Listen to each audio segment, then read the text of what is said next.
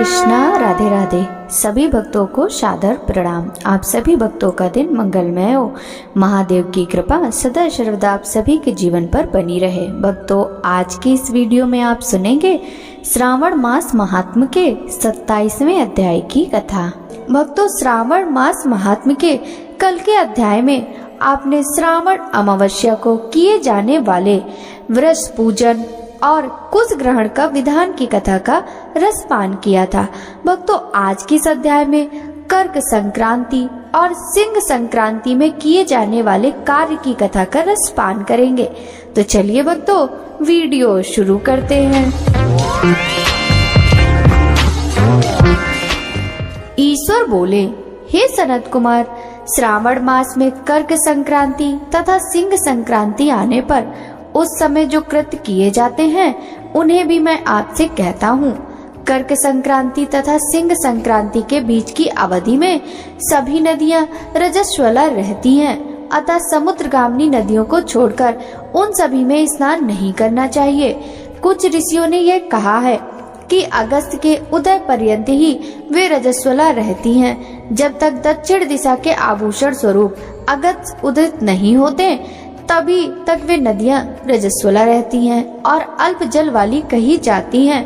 जो नदियां पृथ्वी पर ग्रीष्म ऋतु में सूख जाती हैं, वर्षा काल में जब तक 10 दिन न बीत जाए तब तक उसमें स्नान नहीं करना चाहिए।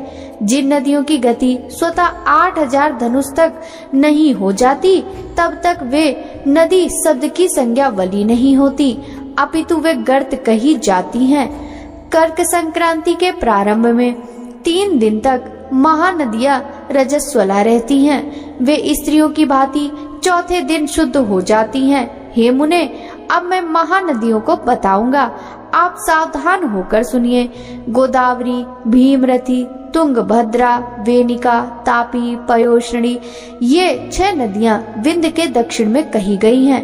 भागीरथी, नर्मदा, यमुना, सरस्वती, विशोका, वितस्ता, ये 6 नदियां विंध्य के उत्तर में कही गई हैं। ये 12 महानदियां देवर्षि क्षेत्र से उत्पन्न हुई हैं।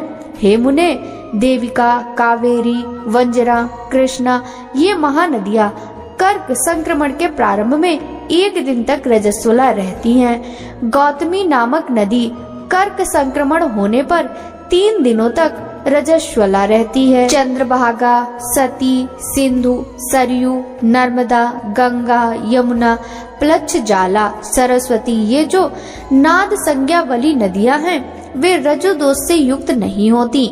सोण, सिंधु, हिरण्य, कोकिल, आहित, घरघर और शतद्रु, ये 7 नाद पवित्र कहे गए हैं। धर्म द्रवमयी गंगा, पवित्र यमुना तथा सरस्वती, ये नदियां गुप्त रजो दोष वाली होती हैं, अतः ये सभी अवस्थाओं में निर्मल रहती हैं।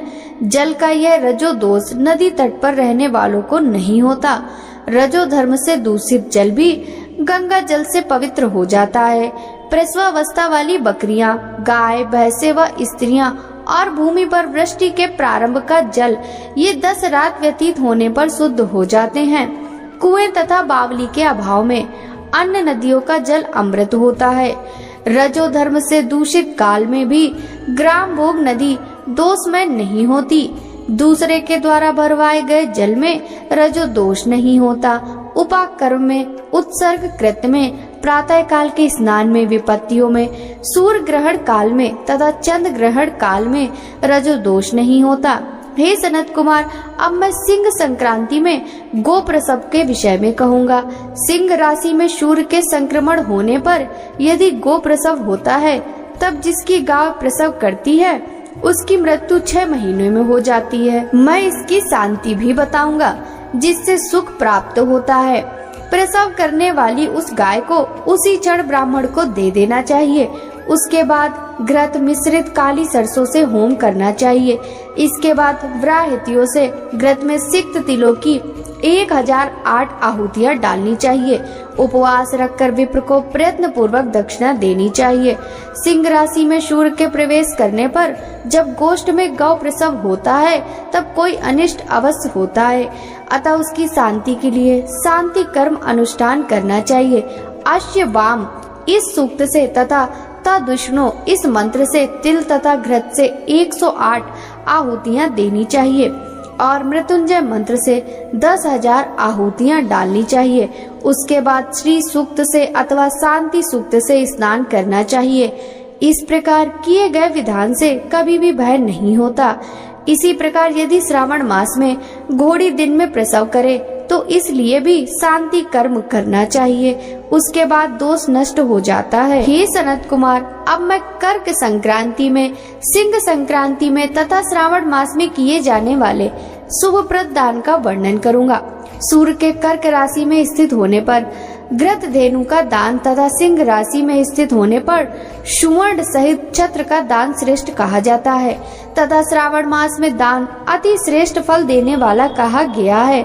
भगवान श्रीधर की प्रसन्नता के लिए श्रावण मास में घृत कुंभ, घृत धेनु तथा फल विद्वान ब्राह्मण को प्रदान करने चाहिए। मेरी प्रसन्नता के लिए श्रावण मास में किए गए दान अन्य मासों के दान की अपेक्षा अधिक अच्छे फल देने वाले होते हैं।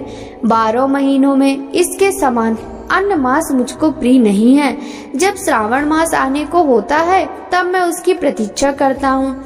जो मनुष्य इस मास में व्रत करता है वह मुझे परम प्रिय होता है, क्योंकि चंद्रमा ब्राह्मणों के राजा हैं, सूर्य सभी के प्रत्यक्ष देवता हैं। ये दोनों मेरे नेत्र हैं। कर्क तथा सिंह की दोनों संक्रांतियां जिस मास में पड़े उससे बढ़कर किसका महात्मा होगा। जो मनुष्य इस श्रावण मास में पूरे महीने प्रातः काल स्नान करता है वह 12 महीनों के प्रातः स्नान का फल प्राप्त करता है। यदि मनुष्य श्रावण मास में प्रातः स्नान नहीं करता तो 12 महीनों में किए गए उसके स्नान का फल निष्फल हो जाता है। हे महादेव, हे दया सिंधु, मैं श्रावण मास में उषय काल में प्रातः स्नान करूंगा। हे प्रभु, मुझे विघ्न रहित कीजिए। प्रातः स्नान करके शिव की पूजा करके श्रावण मास की सत्कथा का प्रतिदिन भक्ति पूर्वक श्रवण करना चाहिए। बुद्धिमान व्यक्ति इस प्रकार से ही मास व्यतीत करता है। अन्य मासों की प्रवृत्ति पूर्णमासी प्रतिपदा से होती है, किंतु इस मास की प्रवृत्ति अमावस्या की प्रतिपदा से होती है। श्रावण मास की कथा के महात्म का वर्णन भला कौन कर सकता है। इस मास में व्रत, स्नान, कथा श्रवण आदि से जो 7 प्रकार की वंध्या स्त्री होती हैं, वह भी सुंदर पुत्र प्राप्त करती है। विद्या चाहने वाला विद्या प्राप्त करता है, बल की कामना करने वालों को बल मिल जाता है। रोगी आरोग्य प्राप्त कर लेता है। बंधन में पड़ा हुआ व्यक्ति बंधन से छूट जाता है। धन का अभिलाषी धन को पा लेता है। धर्म के प्रति मनुष्य का अनुराग हो जाता है तथा पत्नी की कामना करने वाला उत्तम पत्नी पाता है। हे मानद, अधिक कहने से क्या प्रयोजन।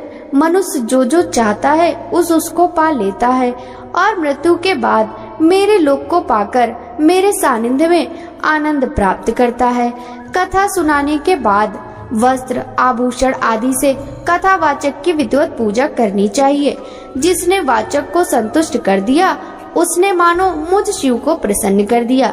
श्रावण मास का महात्म सुनकर जो वाचक की पूजा नहीं करता, यमराज उसके कानों को छेदते हैं और दूसरे जन्म में बहरा होता है। अतः सामर्थ्य अनुसार वाचक की पूजा करनी चाहिए। जो मनुष्य उत्तम भक्ति के साथ इस श्रावण मास का महात्म का पाठ करता है अथवा सुनता है अथवा दूसरों को सुनाता है, उसको अनंत पुण्य की प्राप्ति होती है। इस प्रकार श्री स्कंद पुराण के अंतर्गत ईश्वर सनत कुमार संवाद में श्रावण मास महात्म में नदी, रजोदोष, सिंह, गौ प्रसव, सिंह कर्कट, श्रावण स्तुति, वाचक, पूजा कथन नामक 27वां अध्याय पूर्ण हुआ। भक्तों, आगे की कथा का वृतांत हम कल के अध्याय में श्रवण करेंगे। श्रावण मास महात्म्य की यह कथा यदि आपको अच्छी लगी हो तो इस वीडियो को लाइक कर ज्यादा से ज्यादा भक्तों के साथ शेयर कीजिएगा। साथ ही वीडियो के कमेंट बॉक्स में हर हर महादेव जरूर लिखिएगा। आपसे मिलते हैं श्रावण मास महात्म्य के अगले अध्याय की कथा के साथ। तब तक सभी भक्तों को हरे कृष्णा, राधे राधे, हर हर महादेव।